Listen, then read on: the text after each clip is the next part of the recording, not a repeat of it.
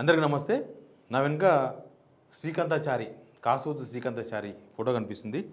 ఆయన 2009 కరెక్ట్గా ఇదే రోజు డిసెంబర్ 3వ తేదీన చనిపోయిండు. నవంబర్ 29, 2009 కరెక్ట్గా కేసీఆర్ దీక్ష ఇప్పుడు దివాస్ జరుపుకుంటారు కదా, ఆ రోజు కూడా ఆయన దీక్ష కూర్చుంటున్న టైంలో పోలీసులు అరెస్ట్ చేసినారు. మాకంతా తెలుసుగా, అల్గనూరు దగ్గర అరెస్ట్ చేసిండు కరీంనగర్లో. ఇంకా ఆ తర్వాత రాష్ట్రమంతా ఉద్యమం ఉవ్వెత్తున లేచింది. ఇలిమినార్ చౌరస్తాల కాసోజు శ్రీకాంతాచారి టీఆర్ఎస్ కార్యకర్తగా ఆయన ఆ రోజు ధర్నాలో పాల్గొన్నాడు. అందరూ చూస్తున్నా కానీ పెట్రోల్ పోసుకొని నిప్పండించుకున్నాడు. నవంబర్ 29, 2009 తర్వాత హాస్పిటల్ తీసుకుపోయినరు. డిసెంబర్ 3, 2009 తుది శ్వాస విడిచిండ్రు, చనిపోయినరు. మలిదశ ఉద్యమంలో మొట్టమొదటి బలిదానం ఇది. తెలంగాణ కోసం నా ప్రాణాలను ఇస్తాం అని చాలామంది మాట్లాడినా తెలంగాణ కోసం మొట్టమొదట తన ప్రాణాన్ని బలి తీసుకునేది మాత్రం శ్రీకాంతాచారియే. శ్రీకాంతాచారిది యాదాద్రి జిల్లా, భువనగిరి జిల్లా మోత్కూరు మండలం పొడిచేడు గ్రామం. మనకు వాళ్ళ అమ్మ శంకరమ్మ మనకు తెలుసు. ఆమె ప్రస్తుతం రాజకీయాల్లో యాక్టివ్గానే ఉన్నారు. అంతకుముందు బీఆర్ఎస్లో ఉండే, ఇప్పుడు కాంగ్రెస్లో చేరిండ్రు. ఇక శ్రీకాంతాచారి చనిపోతూ ఒక మాట అన్నాడు.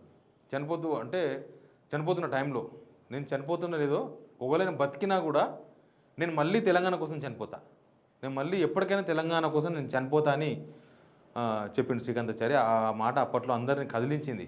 అసలు ఒక మనిషి తెలంగాణ రాష్ట్రం కోసం, ఎవరైనా సరే స్వార్థంగా ఉంటారు కదా, నా కోసమే, తన కోసమే తాను ఎవరు చచ్చిపోరు, చూసుకుందామంటారు.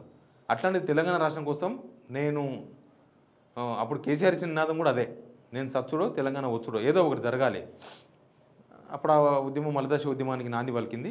శ్రీకాంతాచారి ఆత్మాహుతి, ఆయన బలిదానం తెలంగాణ ఉద్యమానికి ఒక కొవ్వొత్తి అయిపోయింది. అప్పటి నుంచి చాలామంది, దాదాపు 1100 మంది, 1200 మంది, ఇంకా అన్అఫీషియల్గా 1400 మంది అని చెప్తారు, వాళ్ళంతా బలిదానాలు చేసుకున్నారు. నిజానికి బీఆర్ఎస్ యాజ్ టీఆర్ఎస్ చేసిన తప్పుల్లో ఇదొక తప్పు. ఏంటంటే శ్రీకాంతాచారి వాళ్ళ అమ్మ శంకరమ్మకు ఒకసారి టికెట్ ఇచ్చారు, కరెక్టే. హుజూర్నగర్లో ఒకసారి బై ఎలక్షన్, 14 తర్వాత బై ఎలక్షన్ వచ్చింది. అప్పుడు టికెట్ ఇచ్చిండ్రు. కాంగ్రెస్ నుంచి ఉత్తమ్ కుమార్ రెడ్డి గెలిచిండ్రు, ఓడిపోయిండ్రు. కానీ ఆమె కనీసం ప్రత్యక్ష ఎన్నికల్లో పోటీ చేసిన అనుభవం లేదు శంకరమ్మకు. ఆమెకు ఒక ఎమ్మెల్సీ సీట్ ఇస్తే నిజంగా బాగుండేది. టీఆర్ఎస్ వాళ్ళు, బీఆర్ఎస్ వాళ్ళు చెప్పుకునే అవకాశం కూడా దొరికేది. ఇప్పుడు కూడా మేము పలానా తెలంగాణ అమరవీరు తల్లికి మేము ఎమ్మెల్సీ ఇచ్చినాం, గౌరవంగా ఇచ్చినామని చెప్పుకునే అవకాశం బీఆర్ఎస్కు దక్కేది. బట్ బీఆర్ఎస్ ఆ ఛాన్స్ కోల్పోయింది, ఇవ్వలేకపోయింది. 10 సంవత్సరాలు గవర్నమెంట్లో ఉన్నప్పుడు ఆమెకు ఒక నామినేటెడ్ పోస్ట్ అయినా ఇస్తే కనీసం వాళ్ళ పార్టీకే ఒక ప్లస్ పాయింట్ అయ్యేది. కానీ శంకరమ్మ చాలాసార్లు ఈ పదవి వస్తుంది, ఆ పదవి వస్తుంది అని అన్నారు, కానీ ఏ పదవి రాలేదు. రీసెంట్గా 2023లో కూడా ఆమెకు ఎమ్మెల్సీ రాబోతుందని ప్రచారం జరిగింది, కానీ రాలేదు. ఎవరెవరికో ఇచ్చిన ఎమ్మెల్సీ పదవులు కానీ శంకరమ్మకు మాత్రం ఇవ్వలేదు. శంకరమ్మ రాజకీయాలు, మొత్తం రాజకీయాలలో ఉన్న వ్యక్తి కాదు. ఖచ్చితంగా ఆమె టీఆర్ఎస్ కోసం నిలబడే వ్యక్తి అయ్యి ఉండేది. కానీ ఆ ఛాన్స్ ఎందుకో టీఆర్ఎస్ వినియోగించుకోలేదు. వాళ్ళు చేసిన తప్పు ఇది. చాలామంది అమరవీరుల కుటుంబాలకు టీఆర్ఎస్ ప్రభుత్వం సాయం చేసింది. మళ్ళీ 10 లక్షల రూపాయలు ఇచ్చిండ్రు కొన్ని కుటుంబాలకు ఉద్యోగం ఇచ్చిండ్రు, 10 లక్షల రూపాయలు ఇచ్చింది పథకం గత గవర్నమెంటు. తర్వాత కొందరికి ఆర్థిక సాయం చేసిండ్రు, ఇంకా కొంచెం ఎక్కువ చేసిండ్రు ఆ కుటుంబాలకు. అయితే అక్కడ కూడా ఒక తప్పిదం జరిగింది. అది ఎవరు తప్పుదో పట్టించారో కేసీఆర్, కానీ తెలంగాణ కోసం అమరులైంది 1400 మంది అని మనమే తెలంగాణ ఉద్యమంలో చెప్పుకున్నాము. గవర్నమెంట్ వచ్చిన తర్వాత లేదు 900 మంది, 1000 మంది అని చెప్పి తగ్గించేసారు సంఖ్యని. అది కూడా ప్రభుత్వం తప్పిదం. నిజంగానే ఉంటే నిజంగా దాని మీద కమిటీ చేసి అవసరమైతే ఎక్కడెక్కడ ఎవరున్నారో గుర్తించి చేయాల్సి ఉండే. ఆ అవకాశం కేవలం టీఆర్ఎస్ మాత్రమే ఉండేది. తెలంగాణ పార్టీగా తెలంగాణ అమరవీరులను గుర్తించే బాధ్యత ఆ ప్రభుత్వానికి ఉండే.